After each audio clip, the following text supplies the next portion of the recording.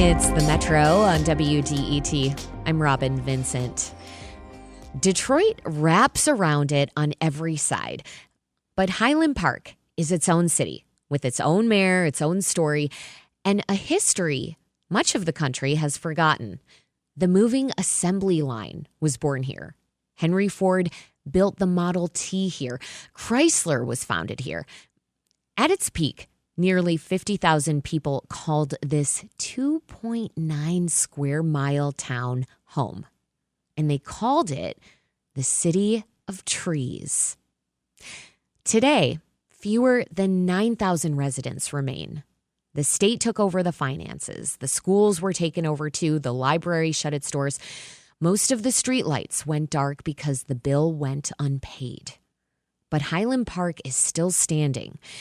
And WDET has been spending time there, listening to the people who stayed. It's part of the ongoing series, Crossing the Lines. WDET News Director Jerome Vaughn is leading that reporting. Jerome, welcome back. Glad to be here always, Robin. Before we zoom in on Highland Park, could you explain your broader vision with the Crossing the Lines series? Yeah, it's a series we started back in 2011, and the idea is that Metro Detroit is one community. It's not, it's us over here and those folks over there. It's not East Side versus West Side. Really, we wanted to get this idea across that everyone is here pushing for Metro Detroit to move it forward. A lot of communities, neighborhoods, suburbs in Metro Detroit have seen a lot of change in recent years, economically, demographically. And so we really wanted to dig into that. And we've been doing that by going to cities and neighborhoods like Canton, Old Redford, Southfield in recent years to look at those and talk to folks. Yeah, this work has been really unifying. It's showed us that it's not an us versus them, that it's all of us in this together. Now, why Highland Park? Well, we look for places that everyone isn't talking about. So it's very unlikely that we would pick Royal Oak to do a Crossing the Lines in. Because, we all know it. Yeah, and people are talking about it all the time. Highland Park is something that so many people travel through each and every day, but don't stop on a regular basis. They don't stop to shop there. They don't stop to get something to eat there. It's located on the Central Roadway, Woodward Avenue. If you take 75 up and down, or if you take the Lodge up and down, you're sort of traveling that edge of Highland Park. And so we wanted to take a look and say, hey, what's going on here? How are people experiencing things here? And the other thing, the next door neighbor to Highland Park on one edge is Hamtramck. And even though they are both enclaves of Detroit, they have very different histories, very different trajectories. And so we wanted to take a look at what was going on in Highland Park. That is one of the most fascinating things about Highland Park is its history, no? Oh, yes. There's so much. You mentioned in the open, Ford built the Model T there. Part of that plant is still standing. Chrysler had its headquarters for many decades in Highland Park. You know, those are things of national and international history. Also, the first freeway in the United States, the Davidson Freeway, goes through Highland Park. So there are all these things that you kind of look at and go, wow, I didn't know that happened here. Wow, let's go visit that site.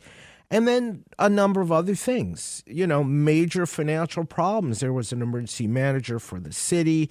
The schools got their own emergency manager in 2012. As you mentioned, the library closed, and that is constantly a source of wonderment, like what needs to happen to get that library open again. And then for a number of years, it was hard for residents there to get city services provided to them because the financial situation was so bad. Pat Batchelor talked with the mayor of Highland Park, Glenda Thomas, and sort of asked, what do you think about Highland Park? And one of the things she said was when there was an emergency manager, that really made things worse. It should have been a different plan of how do we keep people in the city? What do we do to make sure that the children, the working class people, the seniors benefit from what we're about to do? And I didn't see a benefit in that. I think that, especially closing our library, that has been a devastating point for the city of Highland Park. A devastating point for the city of Highland Park. Yeah, it makes you think about just how central a library is to a city, to a town, to a place, to its people. What have you been doing to pull this series together? I mean, even just that conversation with Highland Park Mayor Glenda McDonald, that's a voice we don't hear very often. Right. And I think that's, one of the reasons that Highland Park is so interesting. Here's this this part of Metro Detroit that isn't in the news constantly. There are, 8,500 residents there, and they want to be heard as well. They want to be recognized as well. And so one of the things that's an important part of Crossing the Lines is WDET journalists spending time there. And so we start by doing research, looking at history, looking at maps, reading stories through time about what's been going on in Highland Park, recently, but also decades ago. And then we start wandering the city. That's one of the reasons I love doing Crossing the Lines. I am in my car. I am driving every street. I'm looking at, there's a park there, getting out, wandering through the park, seeing what I can observe, because that's really an important part of this, is not just taking, we know the big story in Highland Park is this, but looking on the ground level at what's going on and spending time there. What you're talking about, Jerome, I almost was gonna say JV, but I'll call you by your full name, Jerome Vaughn, our venerable WDET news director. JV, what you're talking about is the lens with which you're seeing a city, you're seeing a place as a journalist, and how you're looking for those nuances and those details that sometimes we might forget about just driving through a place. That feels really important. And it also has me thinking about the fact that so many people who are working on this too they're talking to Highland Park residents. That's really at the crux of it, right? Because as many times as I've been to Highland Park, hundreds, maybe thousands of times in my life here in Metro Detroit, I'm not a Highland Parker. I don't live in Highland Park. I know people who live in Highland Park, but I don't live there. And so to spend that time talking to residents, really having conversations with them, not for the purpose of grabbing a soundbite, but to really engage with them, to say, all right, what do you think about Highland Park? Why have you stayed here? What are your concerns about Highland Park? And I think another part of that really is, this is an election year. What do you want the candidates for governor or for Congress to know about Highland Park? What do you want them to do to help Highland Park? And to have those conversations too. And those aren't flyby conversations. You can't go, hi, how are you? Tell me about this. Oh, gotta go. You got to sit and spend time with them to get that information. And I'm thinking about someone in particular who spoke with Breonna Tinsley, and that was Jovan Filson. Can you tell us about that?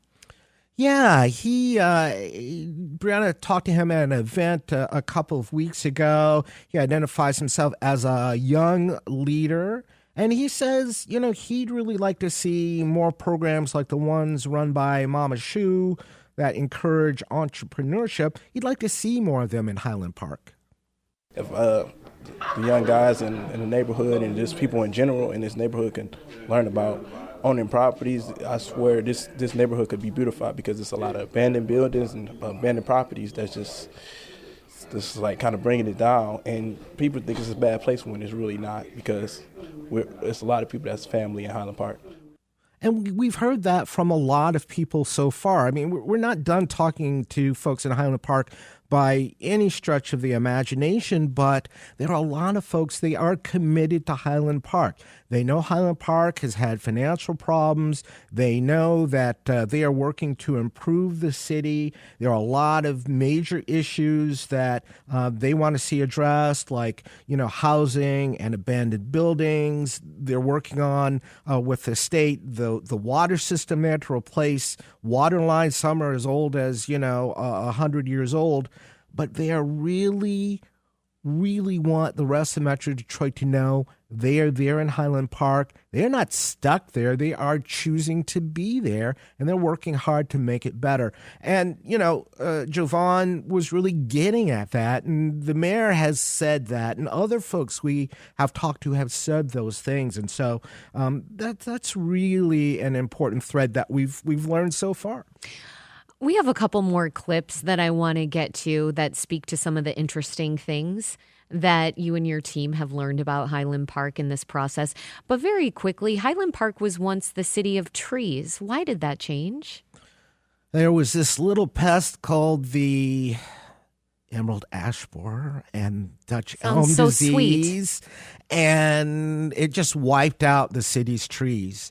And as that happened, there really wasn't money to replace them. So we'll be looking more at that and efforts to engage folks in the parks and the status right now. Okay, that's unfortunate to hear. I would love to re-envision Highland Park as the city of trees that it once was. What are a couple other interesting things you found out about Highland Park that you didn't already know? Well, something for the folks who are probably 45 or older. They'll remember this. Today, thousands of people will shop at Highland Superstores, but who and why? Let's find out. Sir, your name and what do you do? Simon Lipke, I'm a fault finder. You're a fault finder? Yeah, let me start right off by saying that your shirt and your pants don't match and your one ear is bigger than the other. Well, Mr. Lipke, tell us, why did you come to Highland today? I'm finding fault with Highland salesmen. Fault? What fault? What do you mean, what fault? What fault? You got a salesman here named Bob Franklin? Yeah, he's one of the best salesmen you'll ever find. Yeah, but you ever see him bowl? Bowl? Who cares whether or not he can bowl? The guy's in his bowling team, that's who. You really enjoyed that clip, I did. didn't you? There's this flight of great Highland Appliance commercials. And Highland Appliance was founded in Highland Park in 1933. I didn't know that, right? Someone who grew up listening to those commercials. Highland Park had more than 80 stores across the Midwest. It went bankrupt in the early 1990s. And for a while, it was, as big as Circuit City. The store there on Woodward's been abandoned for decades, but the city has a plan to tear it down. But there's one woman who's trying to save a piece of it, and Brianna Tinsley tracked down Highland Park resident Kira Thomas. I know the downtown area of Highland Park is definitely struggling, and I don't want to slow down any progress or anything, but I do feel like it's my favorite thing to look at on that strip of Woodward. And so I just kind of truly don't want it to end up in the trash. And also I kind of do feel like people should see the value of restoring historical landmarks, and maybe not everyone would see that as a valuable historic landmark, but I still think it would be really cool to bring something back to its former glory. Thomas is talking about the Highland Appliance sign that's still on the building, and we'll have more of that story with Brianna on Monday. But it just shows it's something that if you're up and down Woodward, near the Davidson, you've seen that sign. You've seen that sign for decades. So much more to this story, and thousands more stories to tell. Quinn Kleinfelter has a story that we found about real-life events in Highland Park that spawned a movie starring Humphrey Bogart in the 30s. And so I'm really waiting to hear this story. It's also spawned a book by local author Tom Stanton. These are some very special revelations about Highland Park and lesser known facts that really speak to the texture of this place that I think more of us want to understand. And also, it's so important to understand, as you have noted, what people living in Highland Park now want to see from their city and want to see from their neighborhoods. So thank you for this important reporting. Jerome Vaughn is WDET's news director. And where can folks find more about this series, Crossing the Lines? WDET.org/Crossing the Lines. Jerome, thank you as always. Glad to be here.